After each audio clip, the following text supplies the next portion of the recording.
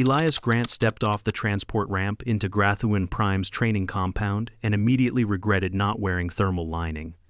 The station's recycled air had a metallic chill, the kind that sank into bone, not because it was cold, but because it wasn't right. It smelled faintly of ozone, sterilizers, and someone's idea of lavender. Nearby, a six-eyed logistics officer barked orders in 2 languages, one of which sounded like cutlery being dropped downstairs. "First time off planet, cadet?"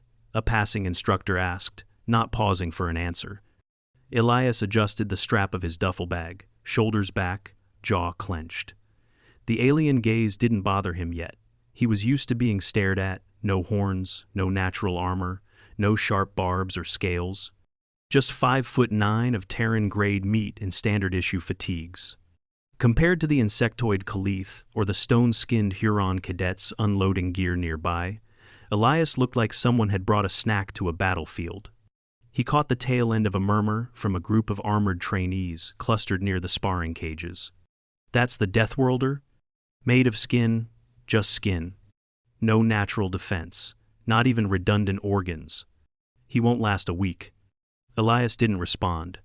He'd been warned this would happen, warned by the Earth liaison, warned by instructors back on Luna Base, warned by a dozen articles posted on the interstellar net about how humans were a walking contradiction. He moved toward the assignment board, trying to ignore the way it felt like the whole room tilted with each step in the station's inconsistent gravity. It wasn't nausea, exactly, more like his organs were filing protests. He tapped his ID chip to the console, waited for his quarters assignment, and heard it before he saw him. "Careful, Deathworlder. The wall might bruise you." Elias turned. The speaker was huge. 6 limbs, heavily plated shoulders, slitted eyes, and the unmistakable air of someone used to being the loudest voice in the room. Corthak species. Probably a senior cadet, and definitely the kind of person who liked his dominance obvious. The alien stepped closer, low hissing laughter echoing around his small circle of cronies. Elias smiled, not because he was amused, because he'd been trained for this. "Not worried about the wall," Elias said evenly. "More about you mistaking it for a mirror." Silence. Then came the challenge. Sparring ring. End of cycle. Let's see if Deathworlds are just stories. Elias glanced around. Dozens of alien cadets were now watching. Some looked curious. Most looked concerned. One was already calling for an instructor. He gave a small nod. "Sure, end of cycle."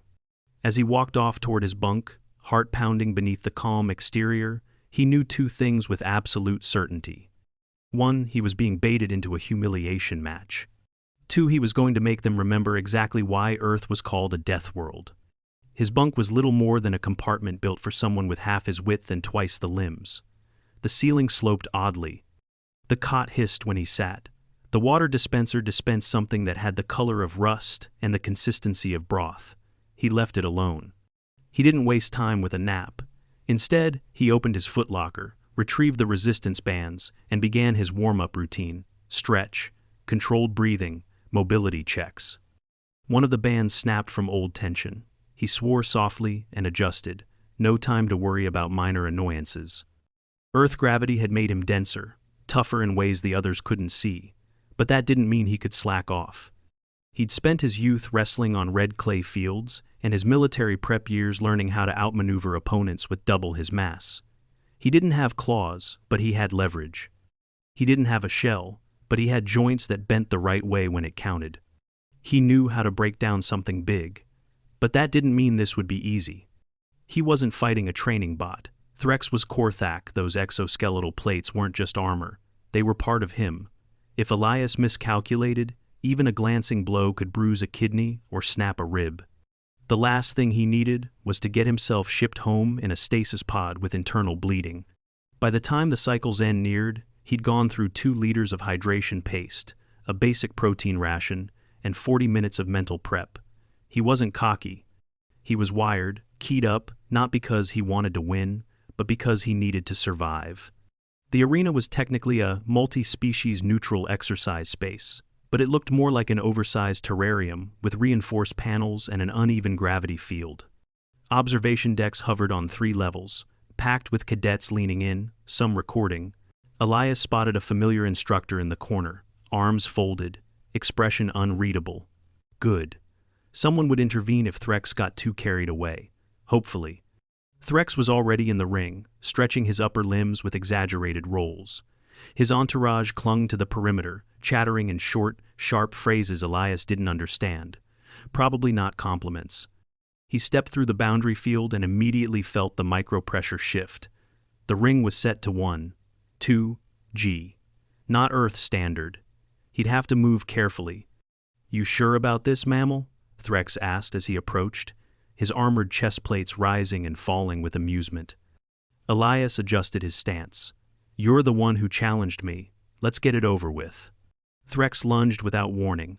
No signal, no formality, just an explosion of motion. Elias ducked, pivoted, and slid backward, knees bending deeper than most species would dare. Threx barreled past, all power and mass, nearly slamming into the boundary wall. The crowd made a collective sound somewhere between gasping and clicking. Elias didn't counter immediately. He waited, analyzing. Every Corthak limb ended in a scythe-like hook. Each joint had a limited range. The underside of their midsection was less armored, especially near the ribcage and underarms. Threx charged again. This time, Elias stepped into it not to match force, but to deflect it. He ducked low, pivoted, and brought his elbow into the side of Threx's inner shoulder joint. Not hard. Just precise. Threx stumbled. Now came the confusion. Elias could see it flash across the alien's features. How could something so soft hit a nerve that hard? "You trying to tickle me?" Threx growled, trying to cover the pain with bravado. Elias didn't answer. He waited. Corthaks were fast, in short bursts. But they weren't built for adaptive change. Elias was. The next few exchanges were quicker. Threx threw a series of powerful swipes, trying to corral Elias, but the human kept sliding out, shifting his weight, conserving energy. Then he struck twice in quick succession, one to the floating scapular hinge, the other to the exposed underside near Threx's thorax. The second hit made Threx falter. Gasp! He backed up, chest heaving. Elias closed the distance, ducked a wild swing, and drove his palm into the spot just below the third thoracic plate. A loud crack followed. Threx collapsed sideways, limbs splayed, gasping and wheezing. The arena went silent. Elias stood over him, breathing steady but clearly strained. A bead of sweat rolled down his temple. He didn't gloat, didn't posture. Instead, he crouched beside Threx, gently tapped his shoulder. "You need medtech." Threx tried to rise and failed, a shudder rippling across his limbs. "You broke something?" "I know. Stay down." Elias stood, raised his hand toward the instructor in the corner, and called out, "He needs assistance." Medical personnel, too, from the station's bio-adaptive team, entered the ring swiftly with scanners. One hovered a probe over Threx's side and emitted a short, low tone. 2 ribs fractured, no organ puncture. He's lucky. Elias stepped back, wiping his face with the inside of his sleeve. "Lucky?" Threx groaned, more confused than angry now.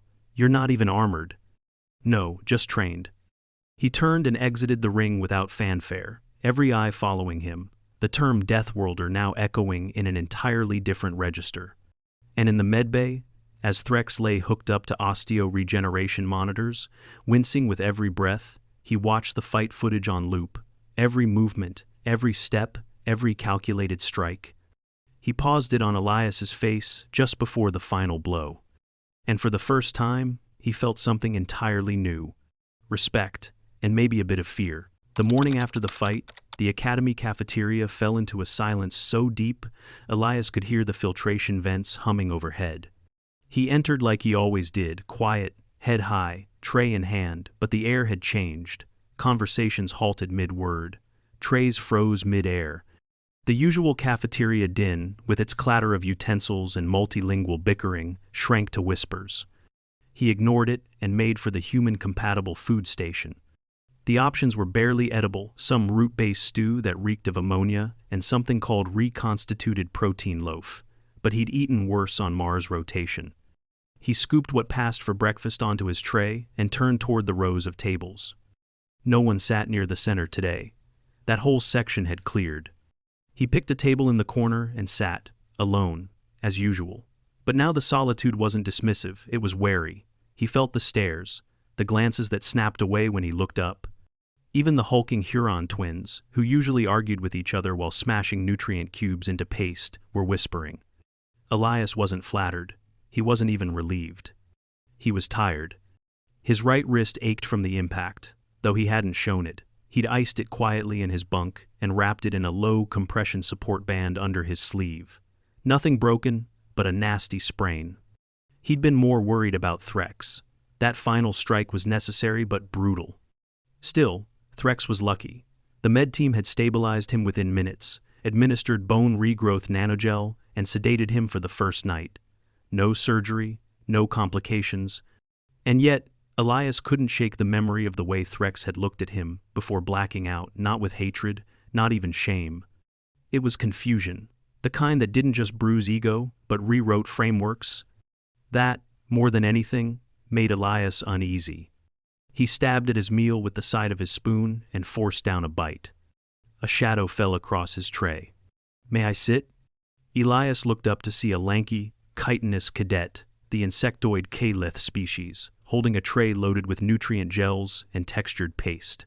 Wide, lidless eyes blinked asynchronously. Elias blinked once. "Sure." The Cleth sat with a careful elegance, folding limbs so they didn't clatter against the bench. "I am a Richt. You may call me Richt." Elias gave a short nod. "Elias?" A long pause stretched between them before Richt spoke again. "You targeted the Corthak's third thoracic junction. That is not common knowledge, not even among Corthak." "I studied," Elias replied, taking another bite. "We were told to prepare for anatomical variability." Rick tilted his head. "You did not just prepare, you dismantled." "Wasn't my goal," he challenged me.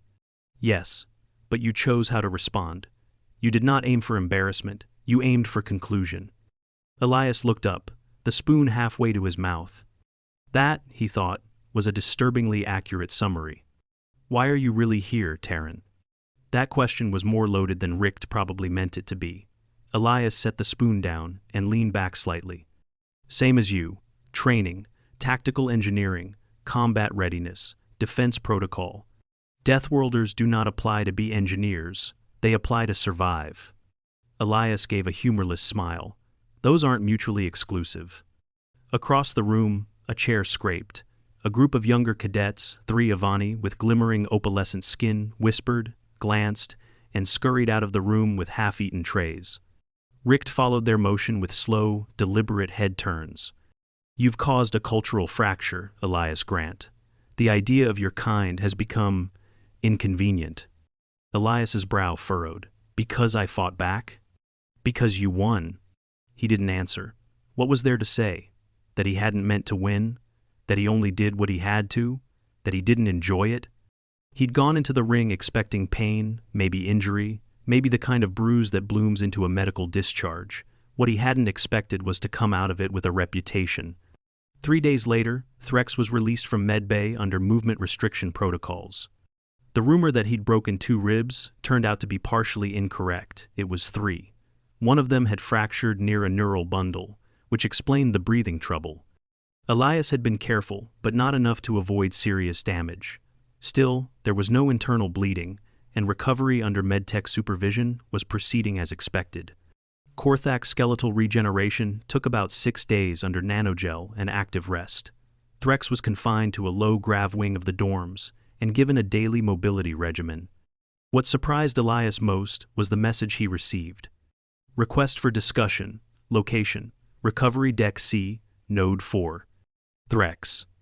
He stood outside the node door for several seconds before finally entering. Threx sat on a cushioned bench surrounded by a med frame, with visible lattice work of support mesh across his torso. His breathing was still slightly labored, but his posture was upright. Elias stood by the door, unsure how this was going to go. Threx gestured to the bench opposite. "Sit. I am not here to challenge again." Elias sat. Threx studied him for a moment. "You looked fragile. I mistook appearance for truth." "You're not the first," Elias said. "I trained on 3 moons, fought in bone pits before I could read. I've broken limbs in combat drills, but that..." He tapped his own side gently. That was clinical, not rage. Not dominance. You didn't try to prove anything. You just ended it. Elias didn't respond immediately. He waited. You don't move like a predator, Threx continued. You move like a strategist. Because fighting's not about domination, it's about survival. Threx tilted his head, his plates shifting with thought. I was taught that the weak must fear the strong. Earth taught me that strength doesn't mean mass. It means knowing when to act, how much force to use, and when to stop. Threx looked down. You're kind. You have no shell, no claws. Yet you chose to come here. We adapt, we learn, and when we fight, we don't always play by the rules others expect. Threx looked up again, and this time, his eyes didn't show anger, only a slow, grudging respect. You changed something, Elias, not just in the ring. They sat in silence for a few moments. Then Threx asked, would you show me the technique? That last strike? Elias blinked. You want to train with me? Eventually, after I heal? Yes. Elias gave a small nod. Sure, but we start slow. Threx gave a noise halfway between a grunt and a chuckle, then immediately winced. Slow is good. The next week passed like a tremor rolling through the cadet population.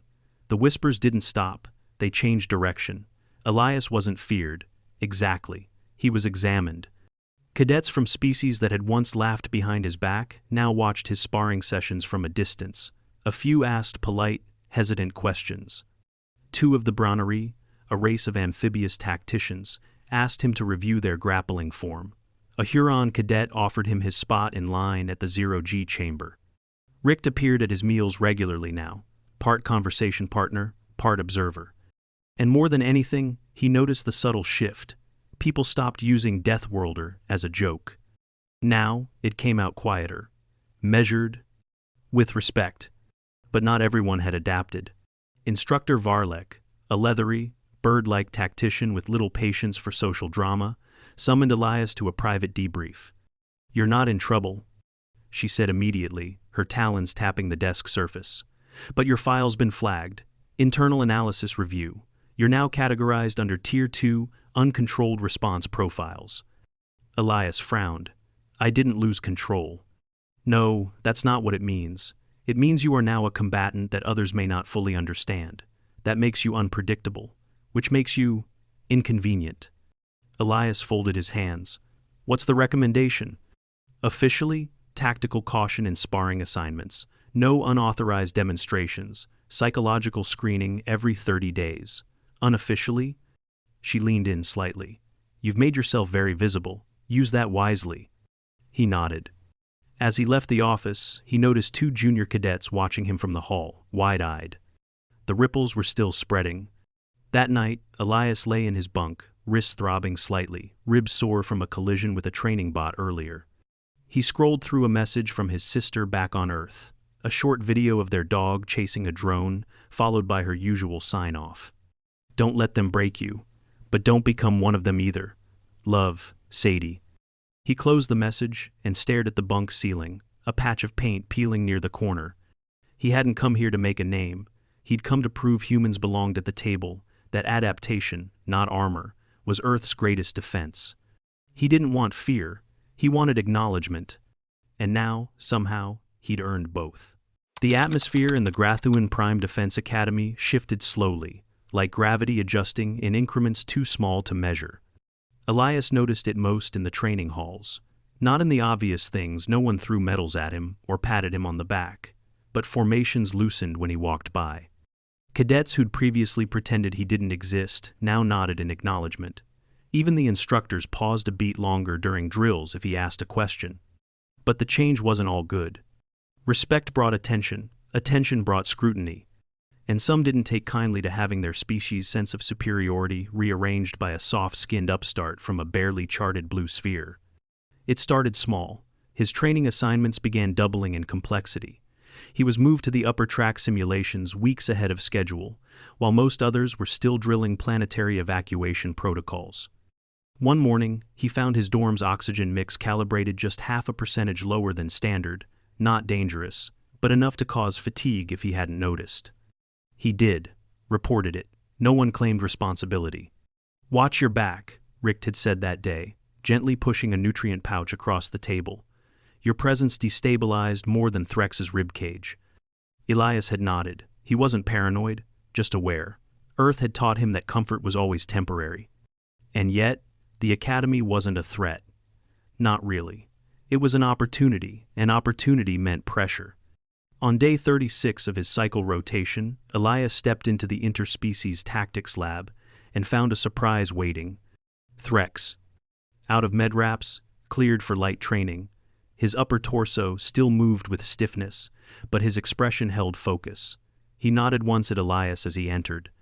Their instructor, Commander Yesik, one of the few Academy officers with clearance to handle high-impact cross-species simulations, tapped the console and turned to the group.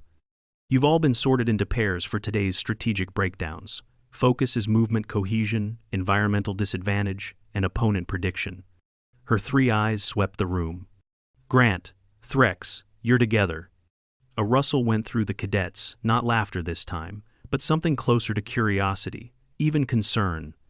Elias and Threx exchanged glances.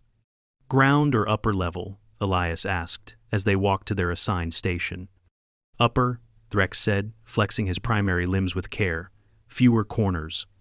The exercise was simple in theory. A split-terrain holographic module, simulating fractured terrain with gravity inconsistencies, hostile fauna markers, and an extraction objective. The pairs were to work through a scenario without direct combat, relying only on maneuver, cover use, and terrain adaptation. Elias watched as Threx scanned the environment, noting structural weak points. They didn't speak for the first 5 minutes. Then, without prompting, Threx gestured left. "North edge. Ledge jump is too far for my range, but the pipe clusters can take my weight. You'll have to cross solo and drop the beacon." Elias adjusted his projection lenses and nodded. "You're assuming the drop point is fixed." "No, I'm assuming you'll move faster than me if it collapses." It wasn't praise, but it wasn't sarcasm either. They moved. Elias took point, navigating shifting gravity with low leaps and palm strikes to realign his trajectory. Threx moved behind, timing steps to reduce seismic pressure. By the end of the sim, they had completed the objective 21 seconds faster than the record time on file. Yesik said nothing as she recorded the result, but her nod was unmistakable. After the session, as Elias wiped the sweat from his collarbone and adjusted his compression sleeves, Threx walked beside him in silence until they reached the platform exit. "You still training solo?" Threx asked. "Mostly. Rick drops in sometimes." There was a pause. "I could use something different," Threx said. Elias raised a brow. "You want a sparring partner?" "Eventually. But for now, show me how you trained for that fight. What you saw, what you read in my movement." Elias considered. "Start tomorrow?" Threx grunted. "Tomorrow." 2 weeks passed. Their sessions were never public. Elias insisted on that. Trust had to be rebuilt, and visibility would only invite speculation. They met during off hours in the old 0G cargo bay, now converted into overflow training space. With the gravity modulator set to Earth normal, Threx had to adapt, and Elias made sure he earned every inch of ground. Elias didn't hold back. He walked Threx through pressure point theory, directional momentum, joint locking, and positional leverage, things that human combatives had evolved through millennia of being outmatched by nature. Corthak limbs favor force. You power through. But that means you leave your inner radius open. Threx panted through the last reps, sweat darkening the mesh of his underarmor. "Your kind builds techniques around weakness." Elias tossed him a hydration pack. "We had no choice." By the third session, Threx stopped trying to overpower. He started thinking. That's when Elias knew the change was real. But peace never lasted long. One evening, as Elias returned from an endurance chamber trial, he found 3 figures standing in the corridor outside his quarters. Cadets, not instructors. Species he recognized, but names he didn't know. He hadn't interacted with them beyond drill assignments. 2, Avani and a burly Grathuun with the thick, stone-colored plating and venomous glands visible near his jawline. They didn't speak as he approached. Elias didn't stop walking. "Evening?" "You made us look weak," the Grathuun said, stepping into his path. Elias paused, duffel still slung over one shoulder. Didn't realize it was a group performance. You embarrassed a Corthak in front of the whole academy. You think the rest of us don't see what you're doing? Elias set his duffel down slowly. I fought back when I was challenged. That's it. One of the Avani stepped closer, silver eyes narrow. Your kind wasn't supposed to be more than a curiosity. Now cadets are quoting your movement logs. So, what? You want to fight me now too? Elias said, eyes scanning their positions, judging angles, posture. No sparring, the Grathuun said. Just a warning. But then the second Avani reached forward, fingers brushing Elias's shoulder in what looked almost casual. He reacted on instinct. Pivoted, caught the wrist, and redirected the contact into a downward lock. The Avani hit the floor with a choked grunt before rolling away, holding his elbow. The Grathuun tensed. Before anyone could move further, a voice echoed from down the hall. Stop. Threx. Fully armored, fresh from his own session, standing with arms folded. This isn't discipline, he said, voice loud enough to carry. It's cowardice. The Grathuun turned, face darkening. We're not finished. You are, Threx said, stepping closer. Unless you want to find out how it feels to lose again. For a long moment, no one moved. Then the Grathuun hissed, turned, and stalked away. The Avani followed, silent. Elias let out a slow breath and retrieved his duffel. You didn't have to step in, he said quietly. No, Threx replied, but I wanted to. Later that night, Elias sat in the dim corner of the gravity-neutral observation deck. It overlooked the practice yards, now empty. He held a cold wrap to his wrist again, the same one that had flared back up after the Avani scuffle. Footsteps approached, light and uneven. Richt settled beside him, unfolding a long limb to rest across the bench. They're not going to stop, Richt said softly. Not all of them. Some will never accept that your kind deserves to be here. Not looking for acceptance. Richt's voice was oddly gentle. Then what are you looking for, Elias Grant? He was quiet for a long time. Change. Richt's eyes blinked out of sync. Change rarely comes without cost. Elias looked down at the cold wrap. Yeah, I'm figuring that out. Below them, the nightlights cast long shadows over the empty sparring grounds. From the silence, something was growing. Not dominance, not fear. Respect. Earned the hardest way possible. The quarterly assessment drills at Grathuun Prime Defense Academy were a spectacle, but not for show. They were mandatory combat evaluations designed to measure how well cadets could adapt under unpredictable stress. Not just sparring or sim runs, but complex, unscripted live engagements, every species' physical traits, cognitive processes, and tactical learning measured against high-stakes chaos. No warning of the scenario, no time to prepare. It was tradition, it was brutal, and it was public. This time, the instructors upped the ante. Teams would be randomized across species and disciplines. No units, no friends, no safety net. Cadets buzzed with anticipation. Some sharpened their claws or preened external sensory hairs. Others whispered guesses about what kind of test would drop this cycle. Elias was quiet. His wrist, finally healed after weeks of careful taping and targeted therapy, still ached in cold air. But he'd been cleared for full duty. The soreness was a souvenir now, not a liability. When the names were posted on the central holo board, he stepped forward and read his assigned team. Team 14. Elias, Grant, Human. Threx, Corthak. Ilse Avani, Logistics Track. Bortek Huron, Heavy Infantry. A mixed bag. And not a friendly one. Ilse was the same Avani who'd tried to intimidate him outside his dorm weeks earlier. She didn't speak to him as they filed into the armory, though her eyes lingered a moment too long before snapping away. Bortek didn't even look at him. The massive Huron adjusted the gravity dampeners on his shoulders, his thick, shale-colored skin creaking under the straps. Threx was the only one who gave him a nod. Their instructor, Commander Yesik, explained the parameters flatly. Simulated hostage extraction from a low-oxygen mining facility on Sarin 4. Real gravity, real time, live coordination. 10-minute delay between comms. Environmental hazards, random. Target, recover, or neutralize. Teams compete. Top 3 receive priority placement for advanced rotation. Bottom 3 repeat course under supervision. There were 14 teams. No one wanted to land in the bottom. They were shuttled to the sim decks, suited up, and sealed into the scenario chamber, a cavernous, modular arena, programmed to mimic the treacherous terrain of Saren IV, unstable ore caverns, low visibility mineral dust, and gravity fluxes that could drop or spike in the blink of an eye. As the countdown started, Elias pulled on his filtered mask and ran through his plan. He didn't try to take command. Threx was naturally loud, Bortek naturally stubborn, and Ielsi wasn't about to take orders from a Deathworlder. So he watched, listened, waited. The scenario began. Immediately, a magnetic pulse knocked out their long-range positioning sensors. Visibility dropped by half. Environmental temperature plummeted. Bortek cursed in Huronic, and Ielsi nearly twisted an ankle on the first incline. Threx, to his credit, took point without argument. Elias stuck to the middle, marking terrain and memorizing fallback paths. 10 minutes in, they encountered the first threat, an automated turret cluster nested between reflective mineral spires.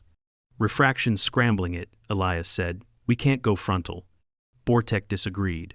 We're shielded. I'll charge through.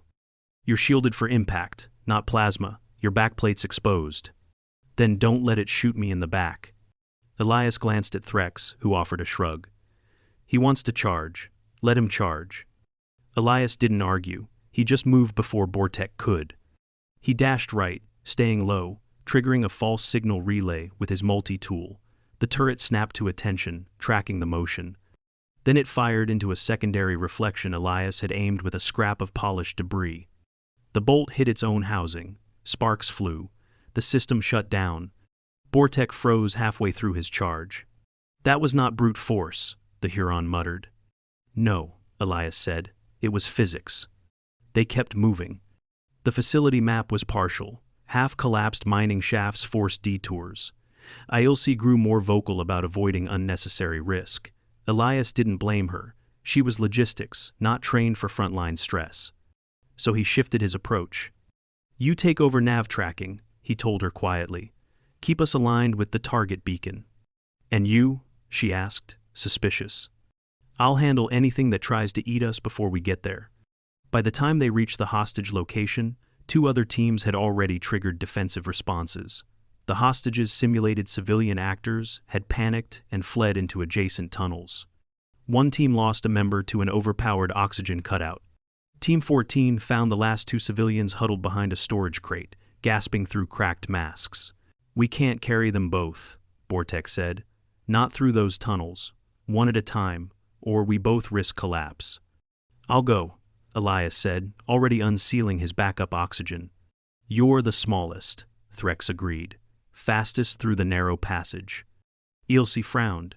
The beam structure's unstable. Elias gripped the edge of the crate. Then don't let it fall.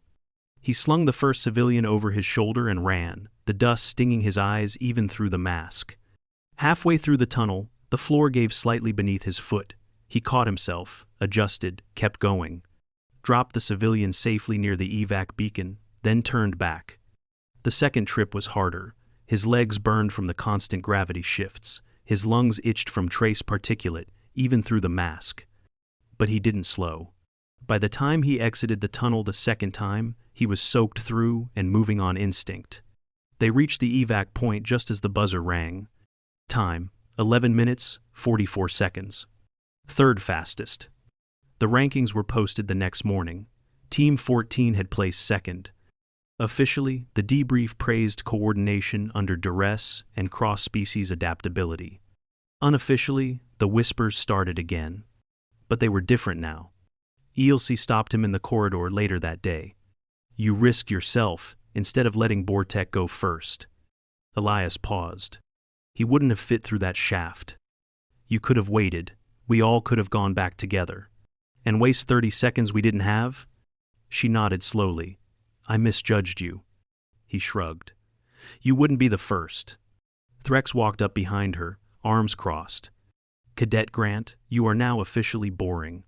Elias blinked. What? You keep ruining everyone's expectations. It's tedious. Elias cracked a smile. He's right. Elias rolled his eyes. Glad to be of service. Instructors began requesting him for simulations with cadets from high-risk worlds, species with unpredictable physiology, unorthodox movement patterns. Elias took the assignments, not because he wanted the attention, but because he was finally being seen for what he brought, not what he lacked. A week later, in the instructor's strategy archive, a quiet update was logged by Commander Yesic. Cadet Elias Grant, Earth. Combat assessment. Operates with high restraint under pressure. Tactical efficiency exceeds standard projection for Deathworld origin cadets. Pain tolerance above norm. Behavioral observation. Demonstrates cooperative reflexes. Avoids unnecessary conflict. Psychological unpredictability remains a concern recommendation. Monitor during mixed species deployment scenarios. Summary. Do not provoke unless prepared for outcomes beyond standard engagement doctrine. Pain tolerance. Disturbing. Adaptability. Extreme. Recommendation. Avoid provocation. The file was quietly copied to all field instructors in the upper quadrants. Deathworlder was no longer a joke. It was a warning. Threx sat in the observation room one evening, watching the archived footage of their Sarin the 4 assessment. Elias, half collapsing after the second evac run, was still upright, still breathing, still alert. Soft skin, Threx muttered aloud, but spine of steel? He let the footage run again. This time, when Elias vanished into the dust with a stranger over his shoulder, he didn't just see a man from a dangerous planet. He saw someone willing to take pain in stride, not for glory, for the team. And in the quiet hum of the playback room, Threx nodded once to himself. The galaxy wasn't ready for humans. But it had better start adapting.